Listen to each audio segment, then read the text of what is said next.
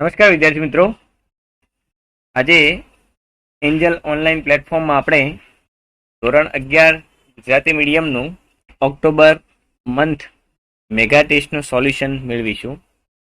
બાયોલોજીનું જે સેશન છે એ પ્રશ્ન નંબર 91થી ચાલુ થાય છે. પ્રશ્ન નંબર 91 છે કે પ્રોભુજકોનું સ્થાન અને બંધારણ જણાવો. મિત્રો, આપણને ખ્યાલ છે કે પ્રોભુજકો એ સંગ્રહ સ્થાન છે જે આપણને લીલનો જે કોષ હોય છે, કોષના અંદર હરિતકણમાં પ્રોભુજકો આવેલા હોય છે, જેના બંધારણના અંદર એક તો પ્રોટીન અને કાર્બોદિત હાજર હોય છે. તો ઓપ્શનના અંદર પ્રોટીન ને કાર્બોદિત વાળો ઓપ્શન એક આપણને ડી દેખાઈ રહ્યો છે કે હરિતકણમાં પ્રોટીન અને સ્ટાર્ચ એટલે કે કાર્બોદિત.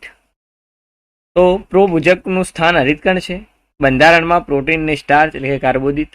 તો જવાબ અહીંયા આપણને 91માં ડી મળી જાય છે. પ્રશ્ન નંબર 92 છે કે હરિત લીલની કોષ દિવાલ માટે યોગ્ય વિકલ્પ પસંદ કરો.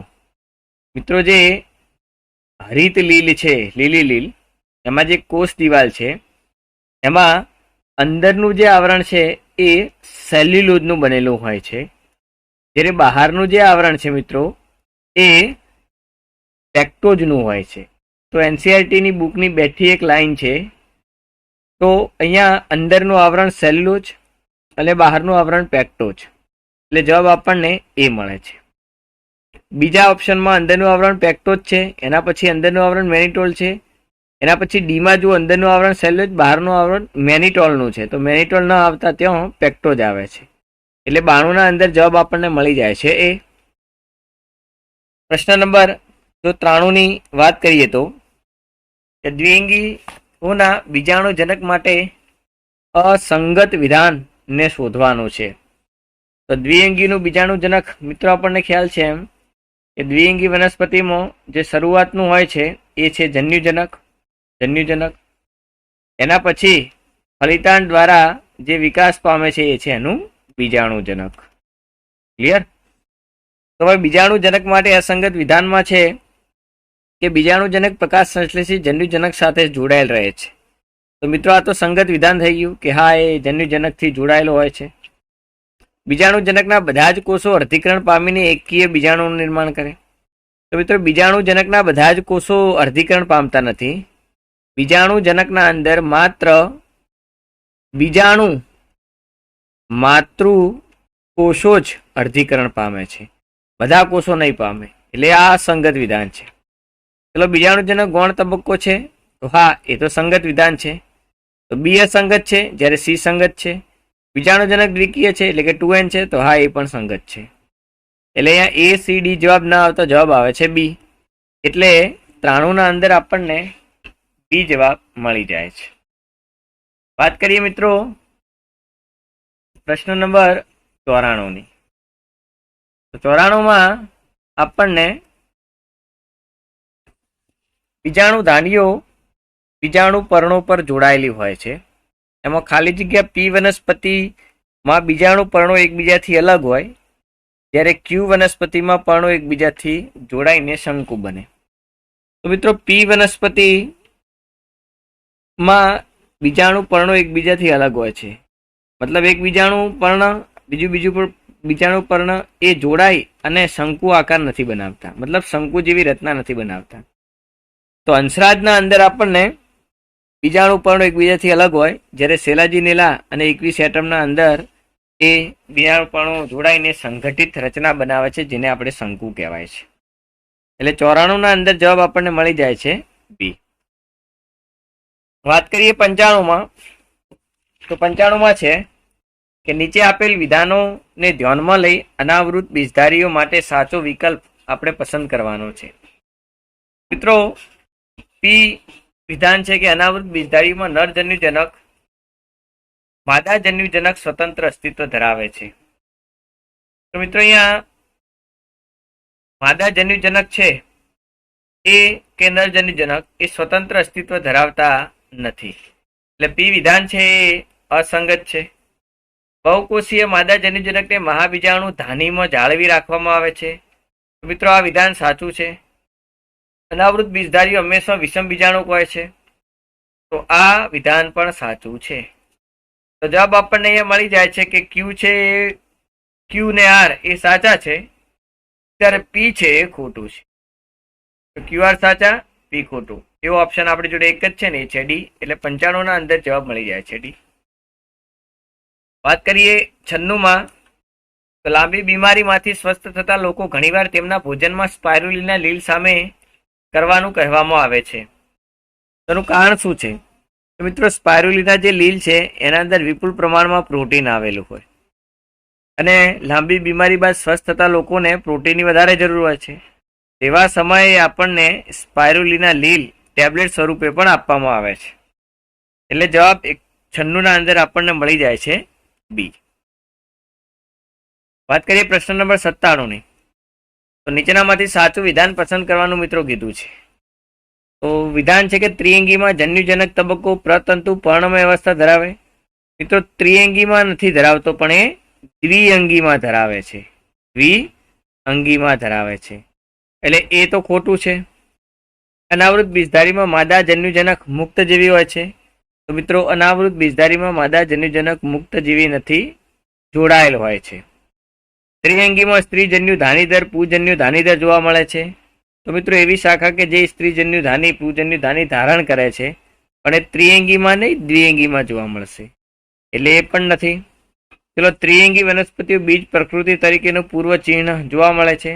તો હા, આ મુદ્દો સાચો છે કે સૌ પ્રથમ ત્રિઅંગીના અંદર બીજ પ્રકૃતિ તરીકેનું પૂર્વ ચિહ્ન જોવા મળ્યું. એટલે 97 ના અંદર આપણને મળી જાય છે જવાબ ડી. વાત કરીએ 98માં, તો પ્રતંતુ શું છે? મિત્રો, આપણને ખ્યાલ છે કે દ્વિઅંગીઓના અંદર જ્યારે એકકીય બીજાણુ અંકુરિત થાય છે ત્યારે એ તંતુમય અવસ્થા સમવિભાજન દ્વારા બને છે, અને આને આપણે પ્રતંતુ અવસ્થા કહીએ છીએ. ત્યારબાદ પછી દ્વિતીયક પ્રતંતુ અને એમાંથી પર્ણમય અવસ્થા ઉદ્ભવી જાય છે. તો અહીંયા પ્રતંતુ અવસ્થામાં શું છે? તો એક તો એકકીય છે, કેમ કે એનનું બનેલું છે, અને મોસ દ્વિઅંગીમાં જોવા મળશે. ચલો, દ્વિકીય છે તો ના બી નહીં આવે. ચલો, એકકીય ફર્નમાં જો તો એકકીય બરોબર, પણ ફર્નમાં નથી જોવા મળતું. ફર્ન ત્રિઅંગી વનસ્પતિ છે. દ્વિકીય તો ફરીથી નહીં આવે, એટલે જવાબ આપણને મળી જાય છે. એટલે 98 ના અંદર જવાબ મળે છે. 99માં વાત કરીએ, તો વનસ્પતિ સુકાયક સ્તરનું આયોજન દર્શાવે છે. તે મૂલાંગો દર્શાવે છે. એકકીય છે, તેને તેનું જીવનચક્ર પૂર્ણ કરવા માટે પાણીની જરૂર પડે છે, કારણ કે નરજન્યુઓ ચલિત છે. તો આ બધા લક્ષણો કઈ વનસ્પતિના હોઈ શકે? તો લક્ષણોને વાંચતા આપણને ખ્યાલ આવે છે બધા વનસ્પતિ દ્વિઅંગીના લક્ષણો છે. 99માં જવાબ 99માં જવાબ આવે છે દિલ્હી, એટલે કે ડી. વાત કરીએ પ્રશ્ન નંબર 100 ની. પ્રશ્ન નંબર 100માં ક્વેશ્ચન છે કે એમિનો એસિડ માટે અસંગત વિધાન છે એ શોધો.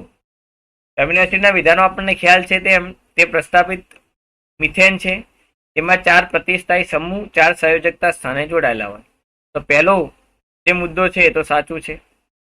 આપણે આ સંગત શોધવાનું છે મિત્રો. એમિનો એસિડ્સ એસિડિક અને બેઝિક બંને સમૂહો ધરાવે છે, તો એ પણ સાચું છે મિત્રો. એમિનો એસિડ અકાર્બનિક રસાયણ છે? ના મિત્રો, એમિનો એસિડ એ કાર્બનિક રસાયણ છે, એટલે જવાબ અહીંયા સી આપણને મળી જાય છે.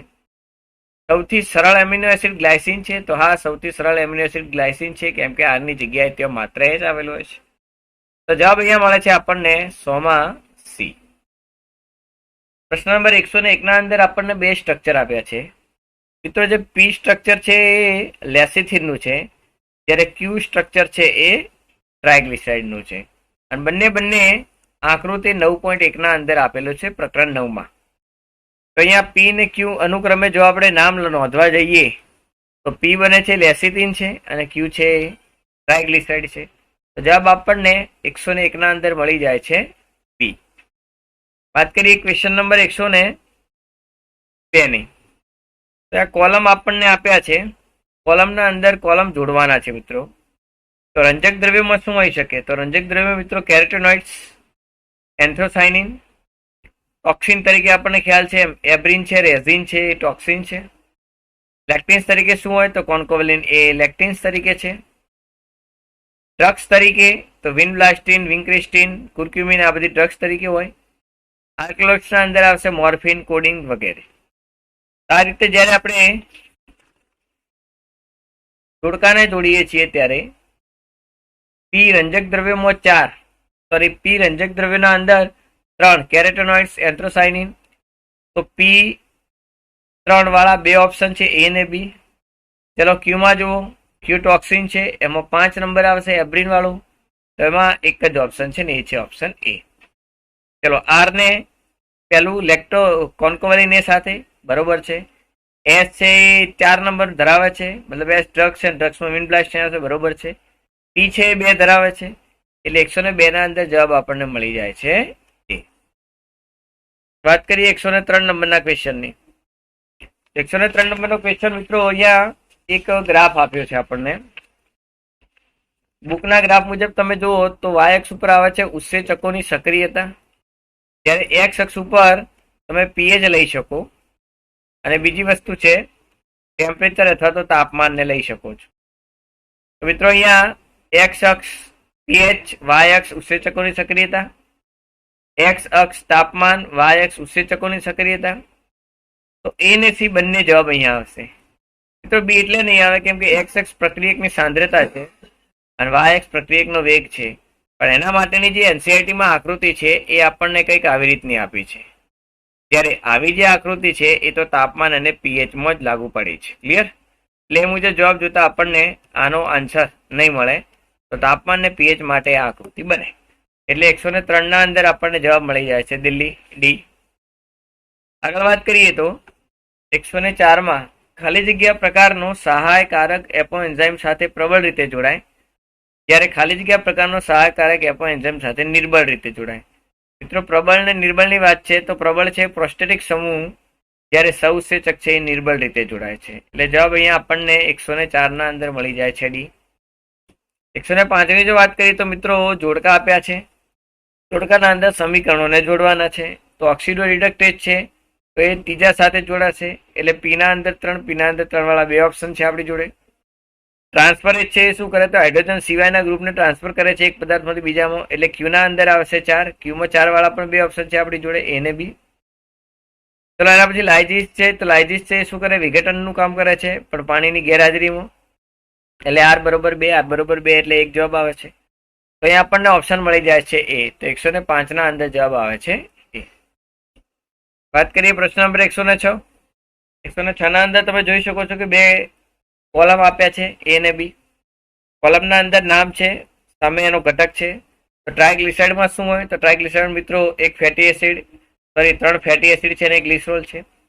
એટલે પીના અંદર 4, પીના અંદર 4 વાળો ઓપ્શન આપણી જોડે એક તો એ છે, એના સિવાય બીજો ડી ઓપ્શન છે. ચલો એના પછી જોઈએ કે કોષસ્તરીય લિપિડ. તો કોષસ્તરીય લિપિડ તરીકે શું હોય તો ફોસ્ફોલિપિડ, મતલબ ક્યુમાં 2 વાળો ઓપ્શન આપણી જોડે એક તો એ છે, બીજો ડી ના અંદર છે કે નહીં ચલો ચેક કરીએ. તો અહીંયા ડીમાં આપણને ક્યુ બરોબર 1 આવે છે, એટલે જવાબ આપણને મળી જાય છે એ. તો મિત્રો અહીંયા 106 ના અંદર આપણને જવાબ એ મળે છે. વાત કરીએ ક્વેશ્ચન નંબર 107 ની. 107 ના અંદર તમે જોઈ શકો છો કે ઘણા કાર્બનિક પદાર્થો ઋણાત્મક ચાર્જ કરવામાં આવે, દાખલા તરીકે એસિટિક એસિડ છે, જ્યારે અન્ય ધનાત્મક ચાર્જ કરવામાં આવે, ઉદાહરણ તરીકે એમોનિયમ આયન છે. તો ચોક્કસ પરિસ્થિતિમાં એમિનો એસિડના એક જ અણુમાં જ્યારે ધનાત્મક ને ઋણાત્મક એક સાથે હોય, એટલે કે બંને ચાર્જ ધરાવે, તો એમિનો એસિડના આવા સ્વરૂપને આપણે શું કહેવામાં આવે તો મિત્રો આવા સ્વરૂપને આપણે ઝ્વિટર આયનિક સ્વરૂપ કહીએ છીએ. એટલે 107 ના અંદર જવાબ મળી જાય છે ડી. વાત કરીએ 108 ના અંદર. તો કોષ ચક્રના કુલ સમયગાળાના ખાલી જગ્યા જેટલો સમય એમ તબક્કામાં પસાર થાય છે.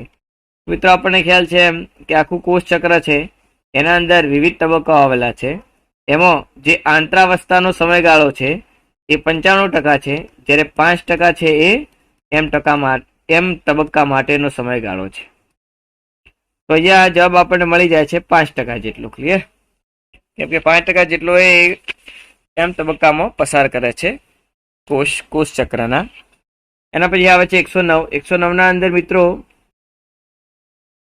પ્રશ્ન ઓકે 108 ના અંદર જવાબમાં એ ઓપ્શન છે, જોઈ લો 5% પ્રમાણે. વાત કરીએ 9ની, તો જીવન અવસ્થામાં અને G2 અવસ્થામાં પહોંચતા કોષના કોષ કેન્દ્રમાં કેવો ફેરફાર થાય? મિત્રો આ જીવન છે, પછી એસ આવે છે અને G2 છે. જીવનમાં રંગસૂત્રોની સંખ્યા કાર્બન કંઈક આવી રીતના હોય. એસના અંદર રંગસૂત્રોની સંખ્યા તો સેમ રહે, કાર્બનનો જથ્થો વધી જાય છે, મતલબ ડીએનએ ને જે કાર્બન છે 2C હોય તો ડીએનએ હવે 4C થઈ જાય, અને G2માં પણ 2N 4C થાય. તો એવો ઓપ્શન ગોતો કે જેના અંદર G1 2N 2C છે, G2 2N 4C છે. તો મિત્રો તમે અહીંયા જોઈ શકો છો સી ઓપ્શન આપણને એવું મળે છે કે જીવનમાં 2C હતું અને 4C બન્યું, જીવનમાં પણ 2N છે, G2માં પણ 2N છે, એટલે જવાબ આપણને અહીંયા 109 ના અંદર મળી જાય છે સી. બીજો કોઈ ઓપ્શન એવો મિત્રો મેચ થતો નથી. અહીંયા હવે 110 નંબરના ક્વેશ્ચનના અંદર જોઈએ તો પ્રશ્ન છે કે કેન્દ્રગામી કોષરસ વિભાજન અને કેન્દ્ર ત્યાગી કોષરસ વિભાજન કયા કોષોમાં જોવા મળે?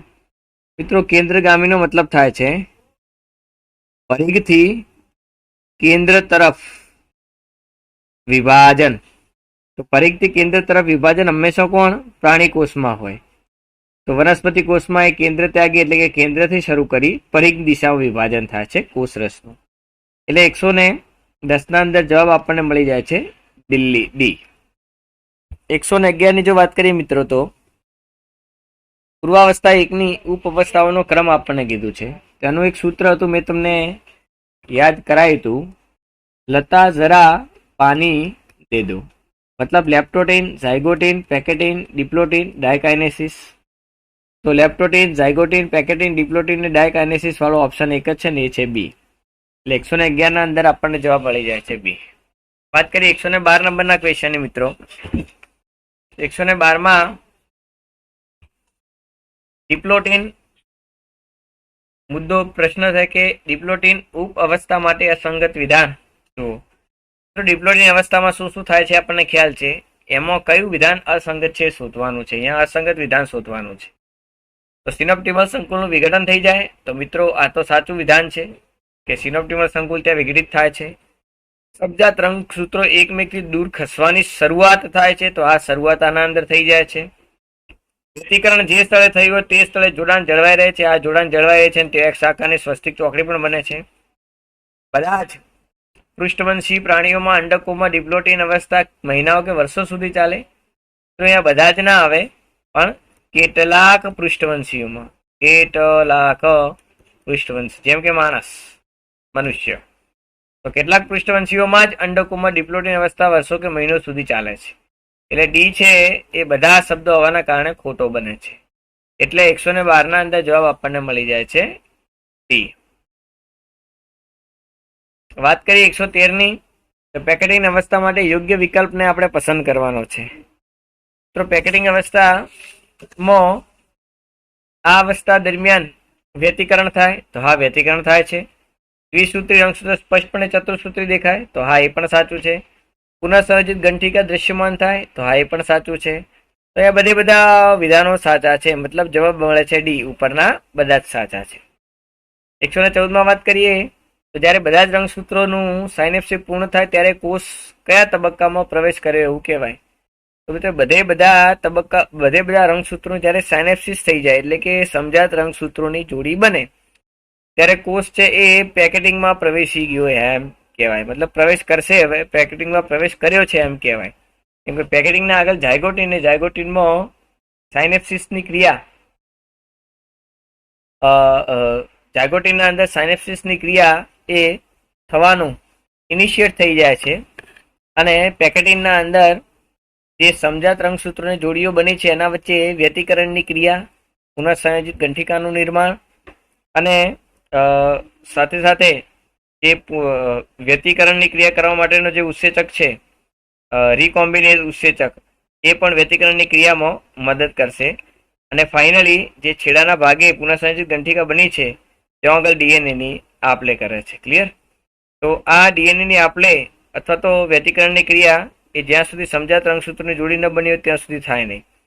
તો અહીંયા એ જ્યારે પેકેટિંગમાં પ્રવેશે છે એના પહેલા સાયનેપ્સિસ પૂર્ણ થઈ ગયું જોઈએ. મતલબ જ્યારે રંગસૂત્રો બધા જ રંગસૂત્રોનું સાયનેપ્સિસ થઈ જાય એટલે કોષ પેકેટિંગમાં ગયો છે અથવા પ્રવેશે છે એમ આપણે કહી શકીએ. વાત કરીએ 114 ના અંદર તો જવાબ આપણને બી મળ્યો. 115 જોઈએ કે દ્વિધ્રુવીય ત્રાક શાનો બનેલો હોય. મિત્રો દ્વિધ્રુવીય ત્રાકના અંદર તમને ખ્યાલ છે એમ કે એક તારાકાય છે જે બે તારા કેન્દ્ર ધરાવે છે. આજુબાજુનું જે વર્તુળ છે એને કહેવાય તારા વર્તુળ, જેમાંથી ત્રિજ્યાવર્તી સૂક્ષ્મ નલિકાઓ કઈ આ રીતની નીકળે છે. આ છે ધ્રુવીય ત્રાક. ક્લિયર?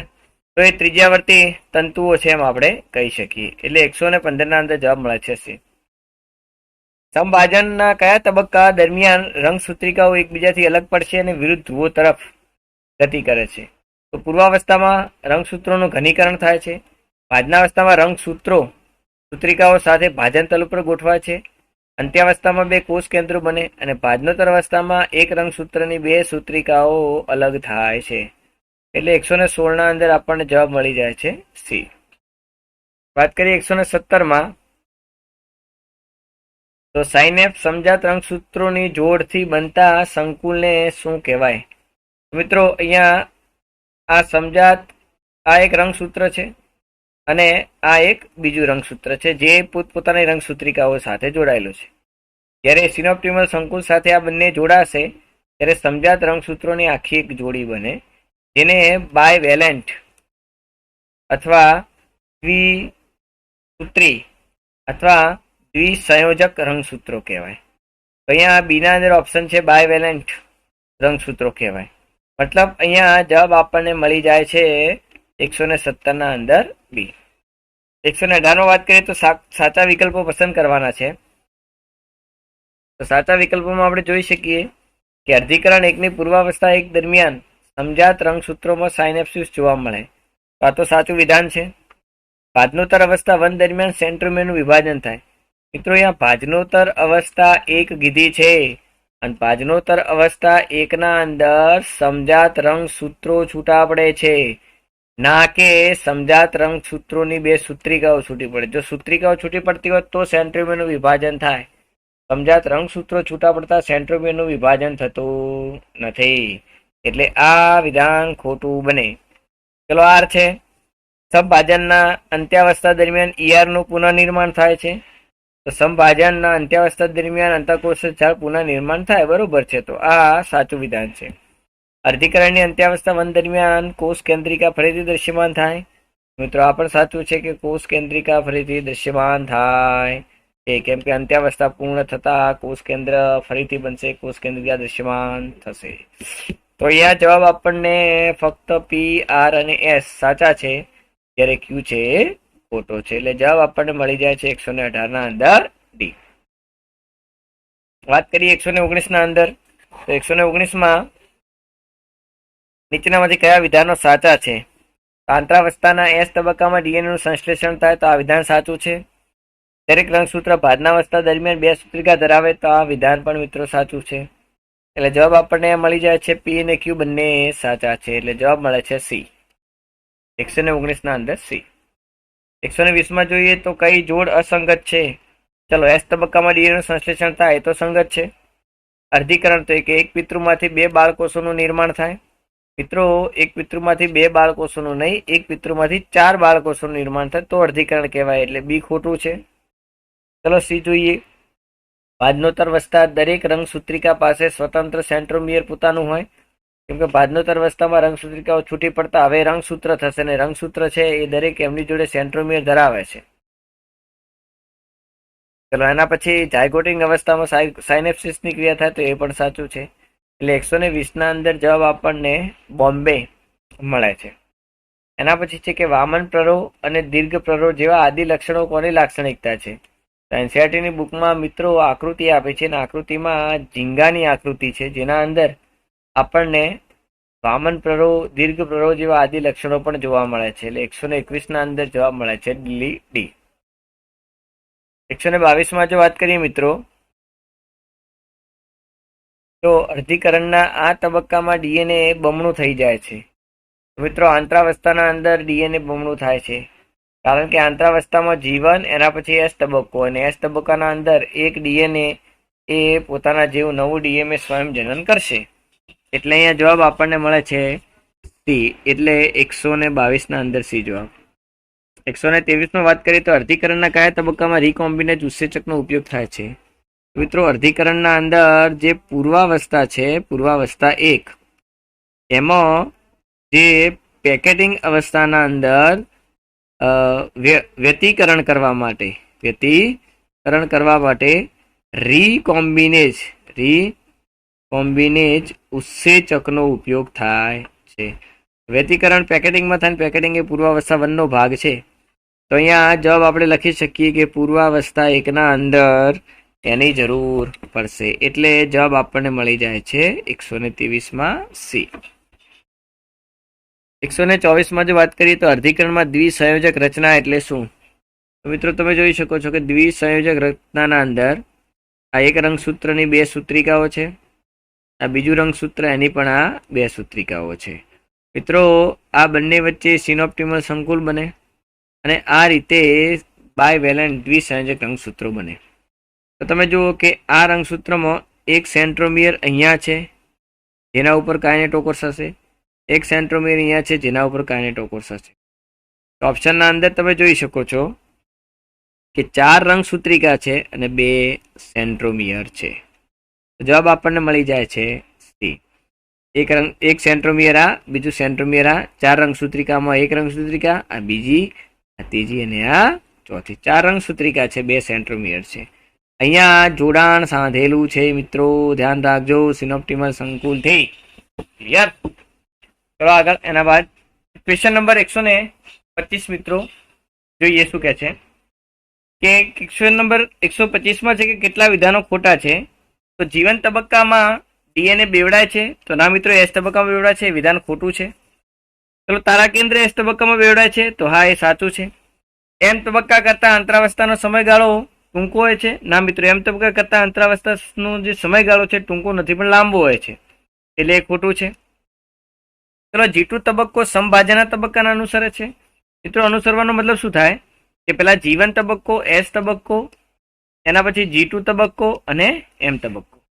મિત્રો, એસ તબક્કો એ જીવનને અનુસરે છે એમ કહેવાય, G2 તબક્કો એસને અનુસરે છે એમ કહેવાય, અને એમ તબક્કો એ G2 ને અનુસરે છે. G2 એમ તબક્કાને નથી અનુસરતો, પણ એમ તબક્કો એ G2 ને અનુસરે છે, એટલે એ વિધાન પણ ખોટું બને છે. ચલો, એસ તબક્કામાં ડીએનએ નું સ્વયંજનન થાય છે, તો હા, એ વિધાન સાચું છે.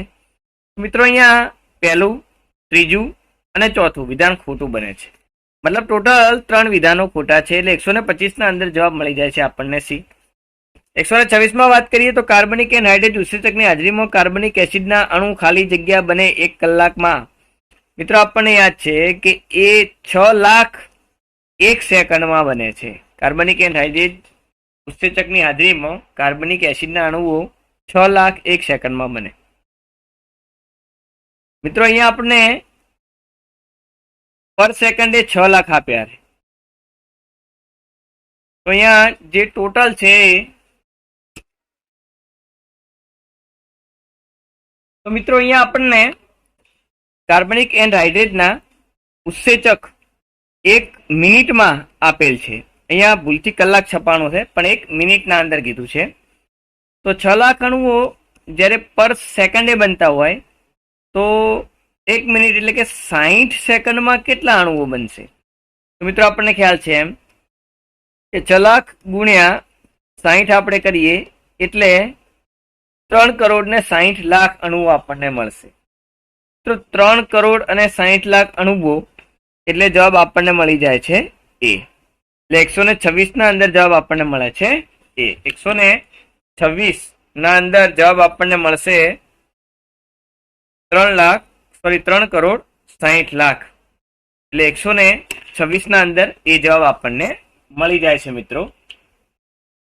વાત કરીએ આગળ હવે તો 127માં જુઓ કે G1 તબક્કામાં સાચું વિધાન પસંદ કરો. તો મિત્રો, જીવન તબક્કામાં કોષ ચયાપચય રીતે સક્રિય છે, તો કોષ ચયાપચય રીતે સક્રિય હોય છે મિત્રો, તો એ સાચું વિધાન.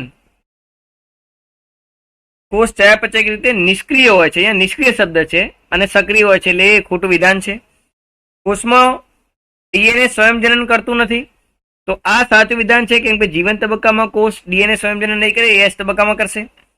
તે મહાણુઓના સંશ્લેષણનો તબક્કો નથી. મહાણુઓ એટલે પ્રોટીન, કાર્બોદિત. તો ના મિત્રો, એ મહાણુઓના સંશ્લેષણનો તબક્કો નથી. એ પણ વિધાન, તે મહાણુઓના સંશ્લેષણનો તબક્કો નથી, તો એ પણ વિધાન ખોટું છે, કેમ કે મહાઅણુઓ તરીકે પ્રોટીનનું સંશ્લેષણ અને કોષ વૃદ્ધિ કરે તો મહાઅણુઓ બને, એટલે એ વિધાન પણ ખોટું છે. આગળ વાત કરીએ તો કોષો વૃદ્ધિ પામતા અટકે, તો જીવન તબક્કામાં કોષો વૃદ્ધિ પામતા અટકે નહીં, વૃદ્ધિ કરે, તો આ વિધાન પણ ખોટું છે. તો સાચું વિધાન તરીકે આપણને બી ઓપ્શન મળે છે, એટલે જવાબ આપણને મળી જાય છે 127 ના અંદર બી. વાત કરીએ ક્વેશ્ચન નંબર 128 ની. 128 માં આપણે જોઈએ વર્ગીકરણની નૈસર્ગિક પદ્ધતિને ધ્યાનમાં લે. કઈ બાબત વર્ગીકરણની નૈસર્ગિક પદ્ધતિને ધ્યાનમાં લે છે? તો વર્ગીકરણની નૈસર્ગિક પદ્ધતિ સૂક્ષ્મ રચના અને અંતઃરચનાકીય લક્ષણો ઉપર આધારિત છે. તો હા, એ સાચું છે. ચલો, કોષ વિદ્યાકીય ભ્રૂણ વિદ્યા ઉપર આધારિત છે. તો ના મિત્રો, કોષ વિદ્યાકીય વર્ગીકરણમાં આવે છે, તો એ નહીં આવે. ઉદ્વિકાસીય પ્રજનન ક્ષમ લક્ષણો, તો ઉદ્વિકાસીય જાતિ વિકાસીય વર્ગીકરણમાં આવે છે, એ પણ નૈસર્ગિક વર્ગીકરણનો ભાગ નથી. આપેલ તમામ ક્યારે નહીં, એટલે જવાબ અહીંયા 128 માં આપણને મળી જાય છે એ. વાત કરીએ 129 માં. 129 માં છે કે સંખ્યાકીય વર્ગીકરણ વિશે યોગ્ય વિધાનોને પસંદ કરો. તો મિત્રો, અહીંયા વિધાન આઈ તરીકે આપણને આપ્યું છે કે દરેક લક્ષણને સમાન મહત્વ આપે, તો એ વિધાન સાચું છે. 2i બીજું વિધાન છે કે બધા અવલોકનક્ષમ લક્ષણો પર આધારિત છે, તો એ પણ સાચું છે. 3i વિશે છે કે કોમ્પ્યુટરનો ઉપયોગ કરી સરળતાથી હાથ ધરવામાં આવે, એ પણ સાચું છે. ચોથું વિધાન છે કે એક સમયે થોડાક જ લક્ષણોને ગણી શકાય. ના મિત્રો, એક સમયે એક સાથે બધા જ લક્ષણોને આપણે ગણી શકીએ છીએ, એટલે જવાબ અહીંયા આપણને ડી મળે છે કે પહેલું, બીજું અને ત્રીજું એ સાચું બને છે. તો અહીંયા જવાબ આપણને 129 માં મળી જાય છે. વાત કરીએ 130 માં. તો કયા દ્રવ્યો કથ્થઈ એટલે કે બદામી લીલમાં મળે છે? તો મિત્રો, ક્લોરોફિલ એ, ક્લોરોફિલ સી, ફિકોજેન્થિન એ બદામી લીલમાં મળતા રંજક દ્રવ્યો છે, એટલે જવાબ મળી જાય છે 130 માં સી. મોસ જે જમીન પર ગાઢ વ્યાપક સાદડીઓ અટકાવે છે, તો શું અટકાવશે આ સાદડીઓ? મિત્રો, એ ધોવાણ અટકાવે છે, મતલબ માટીના ઉપરનું જે ફળદ્રુપ સ્તર છે એ ન ધોવાઈ જાય એના માટે એનો અટકાવ કરે છે, એટલે 131 ના અંદર જવાબ આપણને મળી જાય છે બી. 132 માં જો વાત કરીએ તો કુંડમલી એ લીવરવટમાં વિશિષ્ટ ઉત્પાદિત રચના કરે છે, તે ખાલી જગ્યા છે. તો મિત્રો, કુંડમલીઓ એ લીવરવટના અંદર લીલા રંગની હોય, એક તો બહુકોષી છે, અલિંગી કલિકાઓ સ્વરૂપે અને કુબ ધાનીઓમાં વિકસે, એટલે જવાબ આપણને મળી જાય છે બી. 133 માં વાત કરીએ તો નીચેનામાંથી કયું વિધાન ખોટું છે? તો મિત્રો, વિધાન છે કે લાઇકેન એ મોસ સાથે ખડકો વસાવનાર પ્રથમ સજીવો છે, તો આ વિધાન તો સાચું છે. પેગમમનો ઉપયોગ જીવન સામગ્રીના પરિવહન માટે પેકિંગ સામગ્રી તરીકે થાય છે, તો એ વિધાન પણ સાચું છે. લીવરવટમાં બીજાણુઓ અર્ધીકરણ પછી પ્રાવરમાં ઉત્પન્ન થાય, આ વિધાન પણ સાચું છે. ફિનારિયા એક કોષીય શાખા વિનાના મૂલાંગો ધરાવે. ના મિત્રો, ફિનારિયાના મૂલાંગો શાખિત હોય છે, બહુકોષીય, એટલે જવાબ મળે છે અહીંયા ડી, એ વિધાન ખોટું છે. 133 ના અંદર ડી વિધાન ખોટું છે. 134 માં વાત કરીએ તો વિષમ બીજાણુ જનક ત્રિઅંગી ચોક્કસ લાક્ષણિકતાઓ દર્શાવે છે, જે અનાવૃત બીજધારીઓમાં બીજ આદતના પુરોગામી છે. તો મિત્રો, અહીંયા વિષમ બીજાણુ ત્રિઅંગીઓ ચોક્કસ લાક્ષણિકતા દર્શાવે છે, અનાવૃત બીજધારીઓમાં બીજ આદતના પુરોગામી, એટલે અનાવૃત બીજધારી વનસ્પતિ પહેલા બીજ બનવાની શરૂઆત અને એમાં પણ ભ્રૂણ આવવાની શરૂઆત શેમાં થઈ? તો માદા જન્યુજનકમાં ભ્રૂણનો વિકાસ ત્રિઅંગીઓમાં થયો, તો એ ઉદ્વિકાસનું એક લક્ષણ ગણી શકાય, ત્રિઅંગી આવી એના પહેલા, એટલે આપણને અહીંયા 134 ના અંદર જવાબ મળી જાય છે દિલ્હી ડી. વાત કરીએ 135 માં. તો કવકમૂળ ખાલી જગ્યાના કેટલાક ફૂગ સહજીવી સાથે સંકળાયેલ છે, તો જવાબ આપણને મળી જાય છે પાઇનસ, કે પાઇનસના કેટલાક મૂળ ફૂગ સહજીવી સાથે સંકળાઈ અને કવકમૂળની રચના કરે છે. એટલે 135 ના અંદર જવાબ આપણને મળી જાય છે એ. અનાવૃત બીજધારીઓમાં પર્ણો નીચેની વિશેષતાઓને કારણે તાપમાન, ભેજ, પવનની ચરમ સીમાનો સામનો મતલબ એક્સ્ટ્રીમ પરિસ્થિતિમાં પણ એ જીવિત રહી શકે છે. તો પર્ણ એક તો સોય આકારના છે માટે જાડુ ક્યુટિકલ છે, નિમગ્ન વાયુરંધ્રો, એ બધા લક્ષણોના કારણે તો જવાબ આવશે ડી. બધા લક્ષણોના કારણે પોતે એ જીવી શકે, સર્વાઈવ કરી શકે છે. 137 ના અંદર 136 માં જવાબ ડી છે. 137 માં જો વાત કરીએ મિત્રો તો અનાવૃત બીજધારીઓ વિશે વિધાનો વાંચો અને વિકલ્પને પસંદ કરો. તો અનાવૃત બીજધારીમાં પહેલું વિધાન છે કે પરાગનલિકા મારફતે ફલન થાય, તો આ વિધાન સાચું છે મિત્રો. બીજું વિધાન છે કે પાઇનસમાં નર અને માદા શંકુ બને એક જ વૃક્ષ પર જોવા મળે છે. તો પાઇનસના અંદર, કેમ કે પાઇનસ છે દ્વિલિંગી છે, એક ગૃહી છે, જોવા મળશે. ત્રીજું છે કે મહાબીજાણુઓની અંદર બહુકોષીય માદા જન્યુજનક જળવાયેલા હોય છે. મિત્રો અહીંયા મહાબીજાણુઓની અંદર બહુકોષીય માદા જન્યુજનક નથી. બહુકોષીય માદા જન્યુજનક એ મહાબીજાણુ ધાનીની અંદર જળવાયેલા હોય છે. તો અહીંયા એ ત્રીજો વિધાન ખોટું છે. તેવું આપણી જોડે પહેલો જ ઓપ્શન છે કે એ ને બી સાચા છે. બાકી બીજામાં 2 ને 3 ઓપ્શન આપ્યા છે જે ખોટું છે. ત્રીજામાં 1 અને 3 આપ્યા છે એ પણ ખોટું છે. ચોથામાં 3 એ 3 આપ્યા છે તો એ પણ ખોટું છે. એટલે જવાબ આપણને 137 ના અંદર મળી જાય છે એ. 138 માં વાત કરીએ તો મિત્રો એક રચના આપી છે જે સ્ટ્રક્ચર આપણને ખ્યાલ છે એમ કોલેસ્ટ્રોલનું છે.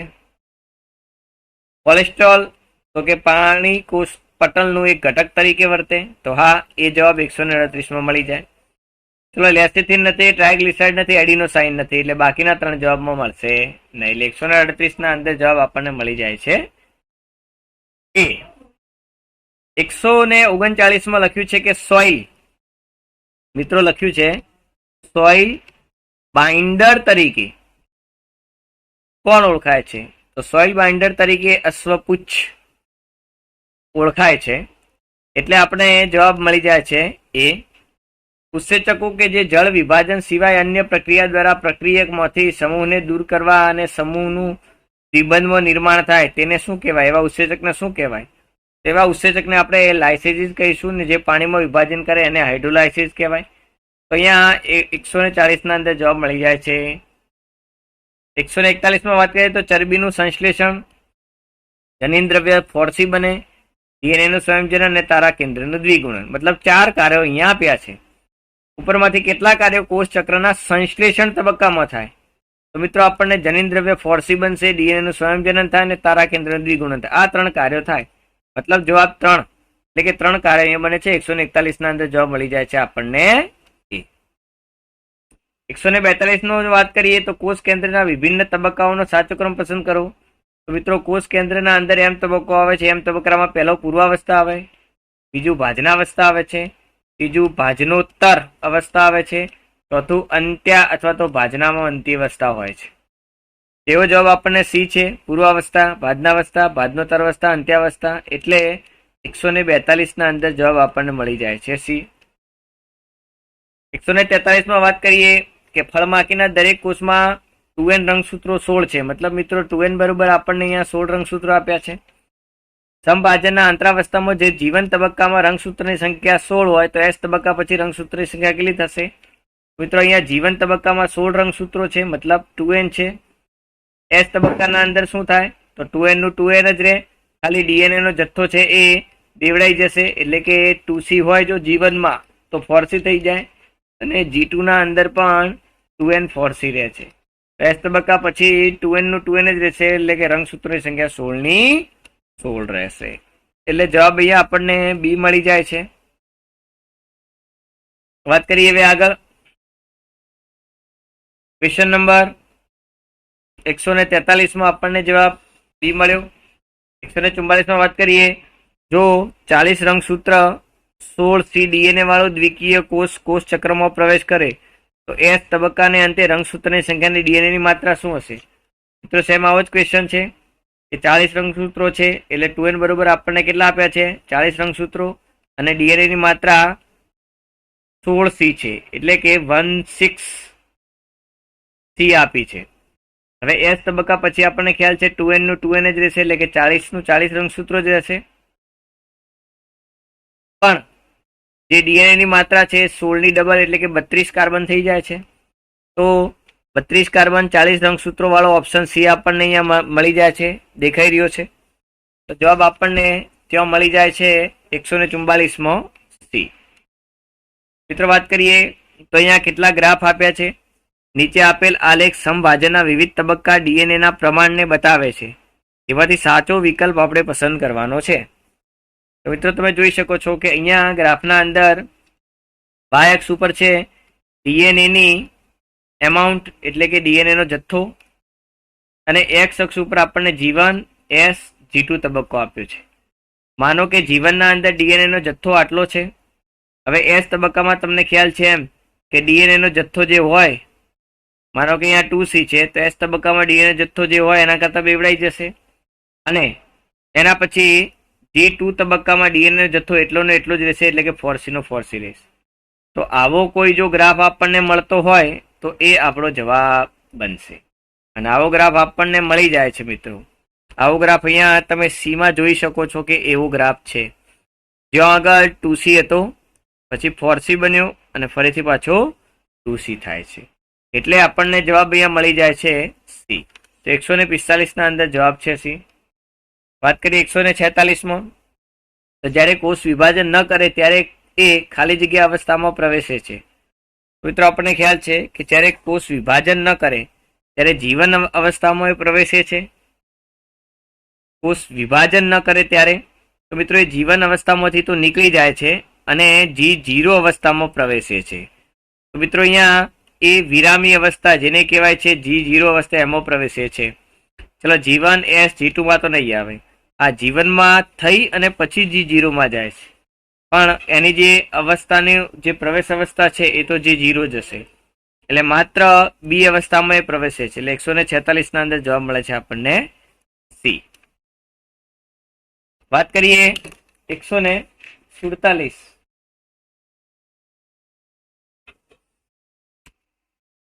પ્રશ્ન નંબર 147 તરફ હવે આગળ વધીએ. પ્રશ્ન નંબર 147 એવું કહી રહ્યો છે કે સાચા વિકલ્પને પસંદ કરો. એમાં આપણને કેટલાક મુદ્દાઓ આપ્યા છે. પહેલો મુદ્દો છે કે ડીએનએનું સ્વયંજનન કોષ ચક્રની વિશિષ્ટ અવસ્થામાં થાય, તો એ વિધાન સાચું છે કેમ કે વિશિષ્ટ અવસ્થા એસ છે. ચલો કોષ ચક્રનો સમયગાળો સજીવે બદલાય છે, તો એ પણ મિત્રો સાચી વાત છે. કેમ કે મનુષ્યમાં કોષ ચક્રનો સમયગાળો 24 કલાક, તો ઈસ્ટના અંદર 90 મિનિટ છે, બેક્ટેરિયામાં 20 મિનિટ હોય છે. મનુષ્યના આંતરાવસ્થાના કોષ ચક્રના સમયગાળામાં લગભગ 25% ઓછો સમય લે છે. કોણ? તો આંતરાવસ્થા 25% ઓછોની મિત્રો 95% કરતા વધારે સમય લે છે. એટલે આ વિધાન ખોટું છે. ઉપરોક્ત બે વિધાન ખોટા છે, ભાઈ સાચા છે, અને એક વિધાન ત્રીજા નંબરનું એ ખોટું છે. વાત કરીએ વિધાન ચોથાની, તો કોષ વિભાજન દરમિયાન ડીએનએનું સ્વયંજનન અને કોષની વૃદ્ધિ થાય. તો આ તો સાચું છે કે કોષ વિભાજન દરમિયાન કોષ ચક્ર દરમિયાન ડીએનએ સ્વયંજનન અને વૃદ્ધિ થાય છે. એટલે આપણને જવાબ અહીંયા પહેલા સાચા, ત્રીજું ખોટું, ચોથું સાચું, એટલે TTFT મળી જાય છે. તો 147 ના અંદર જવાબ મળે છે એ. 148 ની મિત્રો જો વાત કરીએ તો કે બે કોલમ આપી છે, એમાં એસ તબક્કો છે, G2 વિરામી અવસ્થા અને G1 તબક્કો. તો એસ તબક્કામાં શું થાય છે એના વિશેની ચર્ચા કરવાની છે. તો અહીંયા તમે જોઈ શકો છો એમ કે જે એસ તબક્કો છે એના અંદર ડીએનએ નું સ્વયંજનન થશે. એટલે એમાં આપણને 4, અને એમાં 4 વાળો ઓપ્શન એક તો બી છે, એક સી છે. એના પછી છે G2 તબક્કો. તો G2 તબક્કો છે એ આંતરાવસ્થાનો અંતિમ તબક્કો છે. મતલબ બીના અંદર આપણને 1, અને એવો ઓપ્શન આપણી જોડે સી છે મિત્રો. એવી રીતે સી ના અંદર તમે જુઓ તો કોષ ચક્રનો શું થાય? અટકાવ થાય છે, સસ્પેન્ડ થાય છે કોષ ચક્ર. અને G1 તબક્કો છે તો એ સમભાજન અને ડીએનએ સંયોજનની શરૂઆત વચ્ચેના તબક્કામાં આવે છે. એટલે જવાબ અહીંયા આપણને A4 B1 C2 અને D3 પ્રમાણે સી જવાબ મળે છે. એટલે 148 ના અંદર જવાબ આપણને મળી જાય છે સી. 149 માં વાત કરીએ તો નીચેનામાંથી કયું વિધાન એ કોષ ચક્રના એસ તબક્કા માટે સાચું નથી? તો એસ તબક્કા માટે આપણે સાચું વિધાન ન હોય એવું શોધવાનું છે. રંગસૂત્રોની સંખ્યા મિત્રો અહીંયા બેવડાય છે, પરંતુ ડીએનએની માત્રા સરખી રહે. તો આ તો એસ તબક્કા માટે સાચું નથી, આ વિધાન ખોટું છે. ચલો, પ્રાણી કોષના કોષરસમાં તારા કેન્દ્રનું દ્વિગુણન થાય, તો આ વિધાન સાચું છે. ચલો, પ્રાણી કોષમાં કોષ કેન્દ્ર રસમાં ડીએનએનું સંયોજન થાય, તો આ વિધાન પણ સાચું છે. ચલો, આપેલ તમામે તમામ સાચા અથવા ખોટા? તો ના, એ તો ઓપ્શન જ નથી, કેમ કે એ વિધાન ખોટું છે એટલે જવાબ આપણને મળે. કેમ કે આ સાચું નથી એ શોધવાનું છે, એટલે જવાબ આપણને 149 માં મળી જાય છે એ. 150 ની વાત કરીએ તો આંતરાવસ્થા વિશે નીચેના વિધાનો વાંચો. આંતરાવસ્થામાં છે કે તે કોષ કેન્દ્રના કુલ સમયના 95% કરતા વધુ સમય ચાલે છે. આ વિધાન સાચું છે મિત્રો. તે કોષ કેન્દ્રીય વિભાજન સાથે શરૂ થાય છે? ના, એ કોષ કેન્દ્રીય વિભાજન સાથે શરૂ થતું નથી, તે જીવન સાથે શરૂ થાય છે. એ વિધાન ખોટું છે. તેને વિશ્રામી તબક્કો પણ કહેવાય. તો આંતરામી અવસ્થાને વિશ્રામી તબક્કો કહી શકાય? હા, કહી શકાય છે. G2 તબક્કો હંમેશા G0 તબક્કો હંમેશા G2 તબક્કાને અનુસરે છે. મિત્રો, હમણાં જ આપણે ચર્ચા કરી એમ અનુસરવાનો મતલબ શું થાય છે? અનુસરવાનો મતલબ થાય છે કે G1 તો એસ તબક્કો એ G1 ને અનુસરે, G2 તબક્કો એ એસ ને અનુસરે છે. એના પછી આવે છે એમ તબક્કો એ G2 ને અનુસરે છે.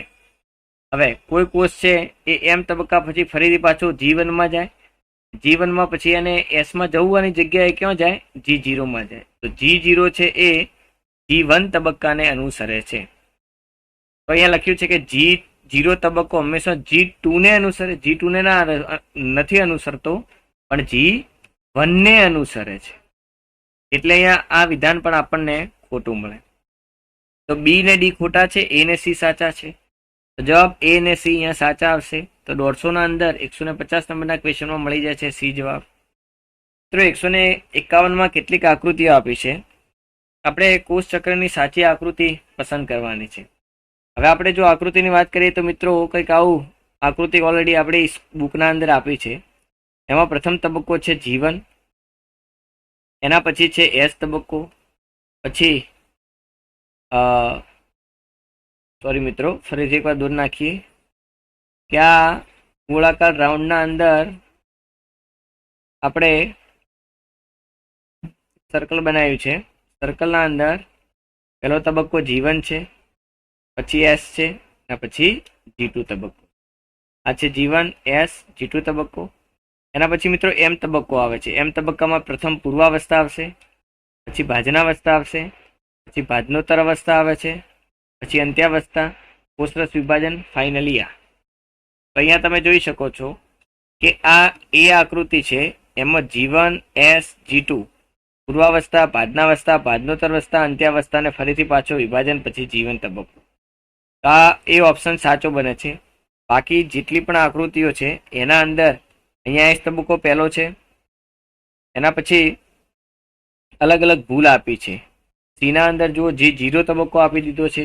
જે સી છે આકૃતિ એના અંદર તમે જોશો તો જો ત્યાં G0 તબક્કો આપી દીધો છે. એવી રીતે ડી ના અંદર એસ પહેલી અવસ્થા છે, ખોટું છે. એના પછી અહીંયા જો G2 G1 G0 એવી અવસ્થાઓ અહીંયા આપી છે, તો એ ખોટું છે. એટલે અહીંયા આપણને એ ઓપ્શન મળે. એટલે 151 ના અંદર જવાબ મળી જાય છે એ. 152 માં જો મિત્રો વાત કરીએ તો અહીંયા બે કોલમ આપ્યા છે. એમાં પહેલું કોલમ છે કેરિયોકાઇનેસિસ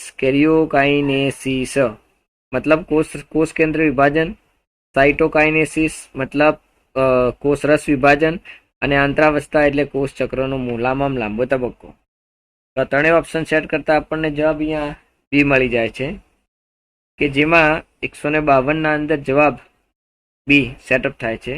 કેમ કે એ એટલે 3, બીમાં 2 આવશે, બીમાં 2 એટલે કોષરસ વિભાજન, અને સીના અંદર 1 એટલે આંતરાવસ્થા લાંબામાં લાંબો તબક્કો. તો 152 ના અંદર જવાબ આપણને મળી જાય છે બી.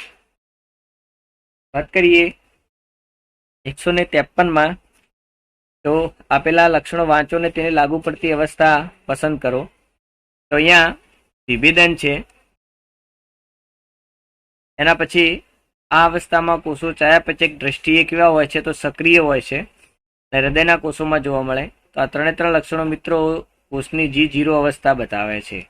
એટલે 153 ના અંદર જવાબ આપણને મળી જાય છે એ. દ્વિકીય કોષોમાં રંગસૂત્રોની સંખ્યા 12 હોય, એટલે કે 2n બરોબર 12 હોય. જ્યાં ડીએનએ નો જથ્થો 30 છે, એટલે કે ડીએનએ ની માત્રા કેટલી છે? તો 30C આપી છે. તો એસ ચક્રની અવસ્થાના અંતે રંગસૂત્રની સંખ્યા અને કેટલું હશે? તો મિત્રો એસ તબક્કા પછી રંગસૂત્રો તો 12 જશે, ડીએનએ જથ્થો બેવડાય એટલે 60C થશે. તો 12 અને 60C વાળો ઓપ્શન આપણી જોડે સી છે. એટલે 154 ના અંદર જવાબ મળી જાય છે સી. 155 માં એક ગ્રાફ આપે છે મિત્રો. એ ગ્રાફના અંદર ડીએનએ ના જથ્થામાં થતા ફેરફારમાં એક્સ અને વાય વચ્ચે કઈ અવસ્થા આવશે? મિત્રો માનો કે કોઈ 2C હતો એક્સ અવસ્થામાં, પછી વાય અવસ્થામાં એનો જથ્થો 4C થઈ જાય છે મિત્રો, અને એના પછી બદલાતો નથી. તો એક્સ વાય કઈ અવસ્થામાં આવે છે? તો મિત્રો G1 S G2 એ આંતરાવસ્થાનો ભાગ છે. એટલે 155 ના અંદર આપણને મળી જાય છે જવાબ એ. વાત કરીએ 156. તો ઓમ્નિસ સેલ્યુલા સેલ્યુલા સૌ પ્રથમવાર કોને આપ્યું? ઓમ્નિસ સેલ્યુલા રુડોલ્ફ વિશોર્વે સૌ પ્રથમ આપ્યું. તો એટલે 156 ના અંદર જવાબ મળે છે એ. 157 માં જો વાત કરીએ તો પટલ સહિત કોષીય અંગિકાઓ કઈ છે? તો લાઇસોઝોમ છે, ગુલ્કી ગાય છે, કણપસૂત્ર છે, પટલ સહિતની કોષીય અંગિકાઓ છે. એટલે 157 ના અંદર જવાબ આપણને મળી જાય છે બી. મિત્રો કોઈ એક પ્રાણી કોષમાં જીવન અવસ્થામાં કોષ કેન્દ્રમાં 2.5 પિકોગ્રામ જો ડીએનએ હોય તો પ્રાણી કોષ ચક્ર દરમિયાન G2 અવસ્થામાં ડીએનએ નું કેટલું પ્રમાણ હશે? મિત્રો અહીંયા આપણને જીવન અવસ્થામાં 2.5 છે, પછી એસ અવસ્થાના અંદર 2.5 ના ડબલ એટલે કે 5 પિકોગ્રામ થાય, અને G2 અવસ્થાના અંદર પણ 5 પિકોગ્રામ જ રહેશે. મતલબ અહીંયા ડીએનએ નો જથ્થો છે એ 5 પિકોગ્રામ જેટલો થાય. એટલે જવાબ આપણને મળી જાય છે બી. એટલે 158 માં બી જવાબ આવે છે. વાત કરીએ 159. તો કોષ ચક્રની બધી જ ઘટનાઓ જનીન નિયંત્રણ હેઠળ થાય. આ વિધાન સાચું છે. વૃદ્ધિ અને પ્રજનન બધા જ કોષોની લાક્ષણિકતા છે તથા બધા જ સજીવોની જરૂરિયાત છે. તો આ વિધાન પણ સાચું છે. વિધાન 1 અને 2 એ સાચા વિધાનો આયા છે. વિધાન 1 અને 2 સાચા, બંને સાચા છે. વાત કરીએ 159 ના અંદર તો ડી જવાબ આપણને મળ્યો. વાત કરીએ 160 માં. 160 ના અંદર ફરીથી બે વિધાન છે. વિધાન આપ્યું છે કે ડીએનએ નું સંશ્લેષણ કોષ ચક્રના કોઈ એક વિશિષ્ટ તબક્કે થાય છે. તો એ વિધાન સાચું છે મિત્રો. પ્રાણી કોષમાં એસ અવસ્થા દરમિયાન તારા કેન્દ્રનું કોષ કેન્દ્રમાં દ્વિગુણનની શરૂઆત થવા લાગે તો કોષ કેન્દ્ર ના આવે, કોષ રસ અહીંયા આવશે. કોષ રસમાં તારા કેન્દ્રનું દ્વિગુણન થાય. એટલે બીજું વિધાન ખોટું છે. તો પહેલું સાચું અને બીજું ખોટું એવું ઓપ્શન આપણે અહીંયા જોઈ શકીએ છીએ કે બી ઓપ્શન છે. એટલે જવાબ 160 ના અંદર આપણને બી મળી જાય છે. વાત કરીએ 161 ના અંદર તો જીવન તબક્કા માટે સાચું વિધાન પસંદ કરવાનું કીધું છે મિત્રો. તો જીવન તબક્કો જે છે એમાં કોષ ચયાપચયક રીતે સક્રિય હોય છે, તો એ સાચું છે. કોષ સતત વૃદ્ધિ કરે એ પણ સાચું છે. ડીએનએ સ્વયંજનન કરે તો ના, એ વિધાન ખોટું છે. તો અહીંયા આપણને જવાબ મળે છે કે એ ને બંને સાચા છે. તો હા, એ જવાબ આપણને મળી જાય છે. ચલો, બી ના અંદર માત્ર 2 સાચું છે એમ લખ્યું છે તો એ ખોટું છે. ચલો, સી ના અંદર 1, 2 અને 3 સાચા આપ્યા તો એ પણ ખોટું છે. અહીંયા 1 અને 3 સાચા આપ્યા તો એ પણ ખોટું છે, કેમ કે 1 અને 2 સાચા છે. એટલે આપણને 161 ના અંદર જવાબ મળે છે એ. 162 ની જો વાત કરીએ તો કોલમ અહીંયા 2 આપણને આપ્યા છે. કોલમને જોડવાના છે મિત્રો. તો અહીંયા જોડતા આપણને જોઈ શકીએ છીએ કે ભાજનાવસ્થા, તો ભાજનાવસ્થામાં રંગસૂત્રો વિષુવવૃત્તીય તલ ઉપર ગોઠવાય. એટલે એમાં 3 વાળો ઓપ્શન મિત્રો ડી ઓપ્શન તમે જોશો તો એના અંદર એમાં 3 વાળો ઓપ્શન છે. એવી રીતે બીજું છે આંતરાવસ્થા. આંતરાવસ્થામાં શું થાય છે તો 2 ક્રમિક એમ તબક્કા વચ્ચેની સ્થિતિ છે, એટલે B4. એના પછી સી છે, તો સી છે ભાજનામાં વંતી અવસ્થા છે. ભાજનામાં વંતી અવસ્થાના અંદર તમે જોઈ શકો છો કે એમાં રંગસૂત્રો સમૂહની આજુબાજુ કોષ કેન્દ્ર પટલનું નિર્માણ થઈ જાય છે. એટલે સી આપણને અહીંયા 2 મળે છે. અને એના પછી ડી છે તો રંગસૂત્રીય દ્રવ્યનું ઘનીકરણની શરૂઆત થાય એટલે કે પૂર્વાવસ્થામાં ડી મતલબ A3, B4, C2 અને D1 વાળો ઓપ્શન જો આપણે ચેક કરીએ તો આપણને જવાબ મળે છે ડી. એટલે 162 ના અંદર જવાબ આપણને મળી જાય છે ડી. 163 ની આપણે વાત કરીએ તો અહીંયા મિત્રો 2 કોલમ આપ્યા છે આપણને. કોલમ 1 છે અને કોલમ 2. એમાં 24 કલાક તો મનુષ્યનું સરેરાશ કોષ ચક્ર, 1 કલાકના અંદર એમ તબક્કો થાય છે, 95% એ આંતરાવસ્થાનો છે અને 90 મિનિટ છે ઈસ્ટનું કોષ ચક્ર. આ રીતે જો આપણે જોડીએ તો એના અંદર આપણને જવાબ 2 મળે છે, બીના અંદર 4, સીના અંદર 3 જવાબ અને ડીના અંદર 1. આ રીતે 163 ના અંદર સી આપણને મળી જાય છે. વાત કરીએ 164 ની તો સંભાજન દરમિયાન ઈઆર અને કોષ કેન્દ્રિકા આ તબક્કે અદૃશ્ય થવાની શરૂઆત કરે છે. તો સંભાજનમાં ઈઆર એટલે કે એન્ડોપ્લાઝમિક રેટિક્યુલમ અને કોષ કેન્દ્રિકા એ પ્રારંભિક ભાજનાવસ્થામાં જ લુપ્ત થવાનું ચાલુ કરે છે. એટલે આપણે પ્રારંભિક ભાજનાવસ્થા અહીંયા આપણે એને લખી શકીશું. એટલે સી જવાબ આપણને મળશે. વાત કરીએ એના પછી તો સમભાજનના ભાજનાવસ્થા માટે સાચો વિકલ્પ પસંદ કરો. મિત્રો સમભાજનના ભાજનાવસ્થા માટે જો સાચો વિકલ્પ પસંદ કરવાનું હોય તો વિધાન છે કે રંગસૂત્ર સમૂહની આજુબાજુ કોષ કેન્દ્ર પટલનું નિર્માણ થાય છે. સમભાજનની ભાજનાવસ્થામાં કોષ કેન્દ્ર પટલ બને નહીં એટલે એ ખોટું છે. કોષ કેન્દ્રિકા ગોલ્ગી પ્રસાધન ઈઆરનું પુનઃનિર્માણ થાય તો એ પણ ખોટું કેમ કે અંત્યાવસ્થાની લાક્ષણિકતા છે. રંગસૂત્રો વિરુદ્ધ ધ્રુવ તરફ એકત્રીકરણ થાય એ પણ ખોટું કેમ કે ભાજનોત્તર અવસ્થામાં થાય છે. રંગસૂત્રો મધ્યાવસ્થા પટ્ટિકા પર ગોઠવાય તો મિત્રો આ વિધાન સાચું છે. એટલે અહીંયા ડી જવાબ આવશે, માત્ર ડી સાચું. એના પછી કોષ કેન્દ્ર પટલના સંપૂર્ણ વિઘટન એ ખાલી જગ્યા તબક્કાની શરૂઆત દર્શાવે છે. તો સંપૂર્ણ વિઘટન એ ભાજનાવસ્થાની શરૂઆત બતાવે છે મિત્રો, કેમ કે પૂર્વાવસ્થામાં વિઘટન ચાલુ થાય અંતે પૂર્વાવસ્થા સુધી મેક્સિમમ વિઘટન થઈ જાય છે અને ભાજનાવસ્થામાં સંપૂર્ણ કોઈ સહેજ પણ કોષ કેન્દ્ર પટલ બાકી રહેતું નથી વિઘટિત થવામાં. એટલે 166 ના અંદર જવાબ આપણને મળી જાય છે બી. વાત કરીએ 167 ના અંદર તો કોષ ચક્રનો જે સાચો ક્રમ છે આપણને ખ્યાલ છે G1, S, G2 અને ફાઇનલી એ M છે. અને આવો ઓપ્શન આપણી જોડે સી આપણને દેખાય છે. એટલે 167 ના અંદર જવાબ મળી જાય છે આપણે સી. 168 નંબરનો ક્વેશ્ચન છે, ચલો એની વાત કરીએ તો. અચ્છા, 167 ના અંદર જવાબ આપણને સી મળ્યો. 168 ના અંદર એક આકૃતિ બતાવી છે જે કોષ ચક્ર બતાવે છે, જે કોષમાંથી 2 કોષોના નિર્માણને સૂચવે છે. તેમાં એ થી ઈ નામ નિર્દેશિત કરેલ છે. એમાં ખોટું વિધાન આપણે પસંદ કરવાનું છે મિત્રો. તો અહીંયા આકૃતિમાં જુઓ તો આપણને ઈ જે છે એ G1 બતાવે છે, સી છે એસ બતાવે છે, G2 તો એમને આપ્યો છે, એ છે ફરીથી પૂર્વાવસ્થા બતાવે છે, એના પછી બી, આ છે ડી, આ G0.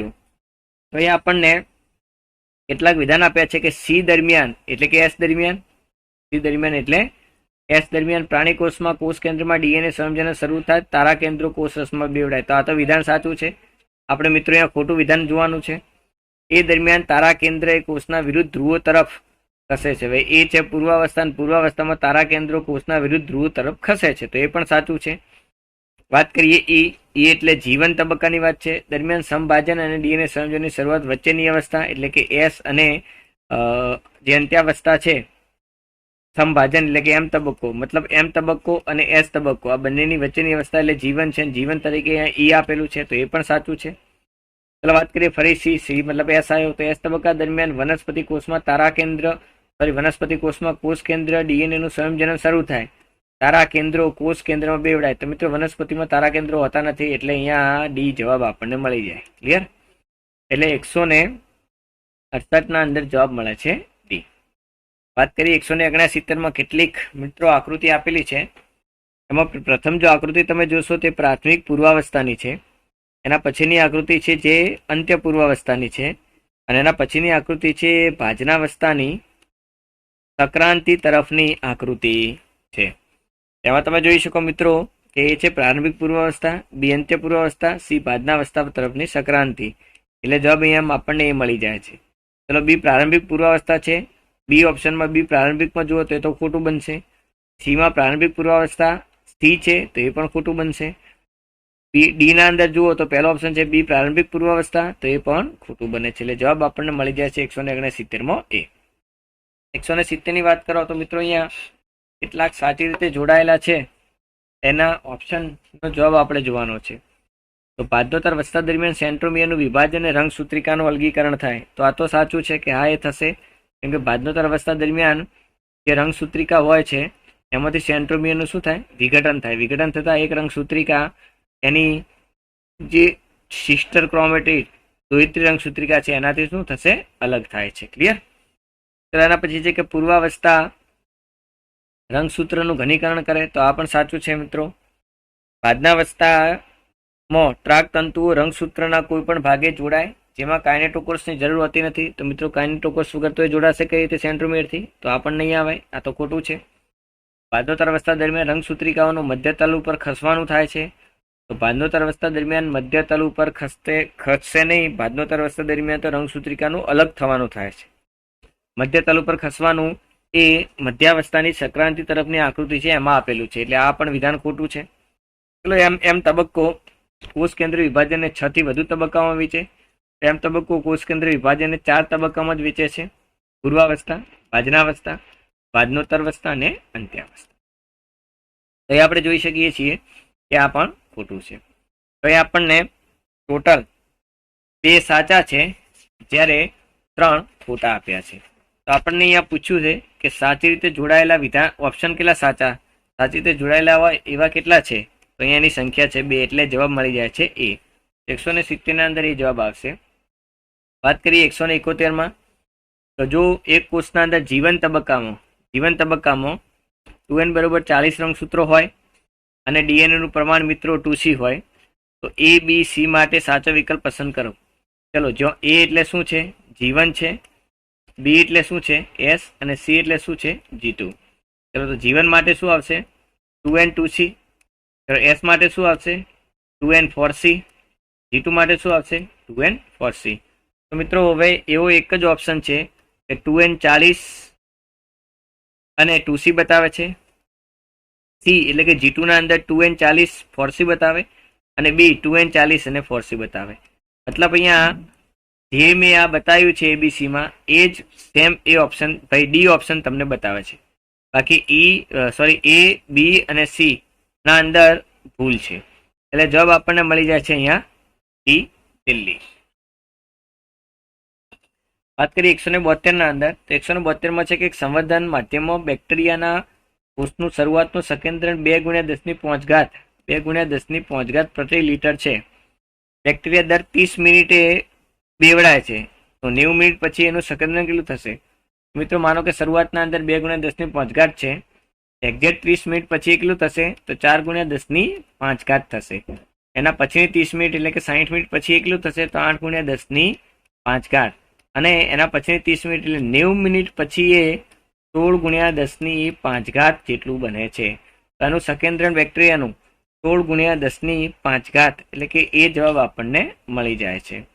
તો 172 ના અંદર જવાબ આપણને મળે છે એ. વાત કરીએ 173, તો સબમેટા સેન્ટ્રિક રંગસૂત્રની ટૂંકી અને લાંબી ભુજાઓને શું કહેવાય? મિત્રો ટૂંકી ભુજાને આપણે પી ભુજા અને લાંબી ભુજાને આપણે ક્યુ ભુજા તરીકે ઓળખીએ છીએ. એટલે અહીંયા 173 ના અંદર જવાબ મળી જાય છે બી. વાત કરીએ 174માં, તો 174માં કોષ કેન્દ્રીય કોષો એટલે કે યુકેરિયોટિકમાં ગ્લાયકોપ્રોટીન્સ અને ગ્લાયકોલિપિડના ઉત્પાદનનું સ્થાન કયું છે? તો મિત્રો એ ગોલ્કી ગાય જે છે એ ગ્લાયકોપ્રોટીન અને ગ્લાયકોલિપિડ્સ બંનેનું સંશ્લેષણ કરવાનું કામ કરે છે. એટલે 174 ના અંદર જવાબ મળી જાય છે દિલ્હી. 175માં જોઈએ કે હાઇડ્રોલાઇટિક ઉત્સેચકો ધરાવતી અંગિકા મિત્રો કઈ છે? તો લાઇસોઝોમ એ હાઇડ્રોલાઇટિક એટલે કે જળ વિભાજન કરતા ઉત્સેચકો ધરાવતી અંગિકા છે, જેના અંદર લાઇપેજ, પ્રોટીએજ, ન્યુક્લિએજ વગેરે જેવા ઉત્સેચકો આવેલા હોય છે. એટલે 175 ના અંદર જવાબ મળી જાય છે સી. 176 ની જો વાત કરીએ તો ખોટું જોડકું જોવાનું છે. તો પ્રોટિસ્ટા એ યુકેરિયોટસ છે તો એ સાચું છે. મિથ્રોજન્સ એ પ્રોકેરિયોટસ છે મતલબ બેક્ટેરિયા છે, એ પણ સાચું છે. હવા ભરેલી રસધાની વાયુ ધ્યાનીઓ ક્યાં જોવા મળશે? તો ગ્રીન બેક્ટેરિયા મતલબ નીલહરિત બેક્ટેરિયામાં જોવા મળશે, એ પણ સાચું છે. ચલો, મોટી મધ્યસ્થ રસધાની પ્રાણી કોષો. મિત્રો, મોટી મધ્યસ્થ રસધાની એ વનસ્પતિ કોષોની લાક્ષણિકતા છે, પ્રાણી કોષોની નહીં. એટલે 176 ના અંદર જવાબ મળી જાય છે આપણને દિલ્હી ડી. વાત કરીએ 177. 177 ના અંદર કેટલાક જોડકા આપણને આપ્યા છે, મતલબ 4 રંગસૂત્રોના પ્રકાર છે, ચારેને આપણે જોડવાના થાય છે. તો મિત્રો તમે જોઈ શકો છો કે અહીંયા પહેલો છે રંગસૂત્ર એ છે મેટાસેન્ટ્રિક. તો મેટાસેન્ટ્રિકના અંદર સેન્ટ્રોમિયર હંમેશા ક્યાં હોય? મધ્યમાં હશે. એટલે આપણને અહીંયા જે એ છે, આપણને અહીંયા જે એ ઓપ્શન મળે છે એમાં તમે જોઈ શકો છો કે 3 વાળું છે. એમાં ત્રીજા નંબરનું રો છે એના એક્રોસેન્ટ્રિક. તો એક્રોસેન્ટ્રિકના અંદર શું આવશે? તો અંત ભાગની સેન્ટ્રોમિયર નજીક ગોઠવાયેલું હોય, એના કારણે એક હાથ લાંબો થઈ જાય જ્યારે એક ભુજા છે એ ટૂંકી થઈ જાય. એવું આપણને મળે છે એ. એટલે બીના અંદર 1 ઓપ્શન આપણને આવશે. ચલો, સીમાં જો વાત કરીએ તો સબ મેટાસેન્ટ્રિકમાં શું આવશે? સબ મેટાસેન્ટ્રિકના અંદર મધ્યથી સહેજ દૂર હોય છે. એટલે સીના અંદર આપણને 4 ઓપ્શન, મતલબ જે ચોથા નંબરનું રો છે કોલમ 2 માં, એ આપણને આવશે આર્યા. જ્યારે ડીના અંદર ટીલોસેન્ટ્રિકમાં બાકી રહ્યું છે એ સેન્ટ્રોમિયર અંત ભાગે હોય છે. એટલે ડીના અંદર આવે છે 2. તો મિત્રો, એમાં 3, બીમાં 1, સીમાં 4 ને ડીમાં 2. એવો ઓપ્શન જોવા જઈએ તો ડી જ છે, કે જેના અંદર એમાં 3 છે, બીમાં 4 છે, સોરી બીમાં 1 છે, બીમાં 1 છે, સીમાં 4 છે અને ડીના અંદર આપણને 2 મળે છે. તો એ 3, B1, C4, D2 આવો ઓપ્શન આપણને ડી મળે છે. એટલે 177માં જવાબ મળી જાય છે આપણને ડી. 178માં જો વાત કરીએ તો મિત્રો અહીંયા લિસ્ટ આપ્યા છે 2 કોલમ, એને ફરીથી જોડવાના છે. તો ક્રિસ્ટી શું છે? તો કણાપ સૂત્રમાં અંતર્વલન છે. એટલે એના અંદર 3 વાળા ઓપ્શન તમે જુઓ મિત્રો, તો માત્ર બી ઓપ્શન છે કે જેના અંદર એમાં 3 ઓપ્શન આપ્યું છે. એટલે જવાબ આપણને બી મળી જાય છે. ચલો, બીજું જોઈએ કે થાઇલેકોઇડ શું છે? તો રંજક કણના અંદર આવેલી ચપટી કોથળીમય રચના. એટલે બીના અંદર 4 મળશે આપણને.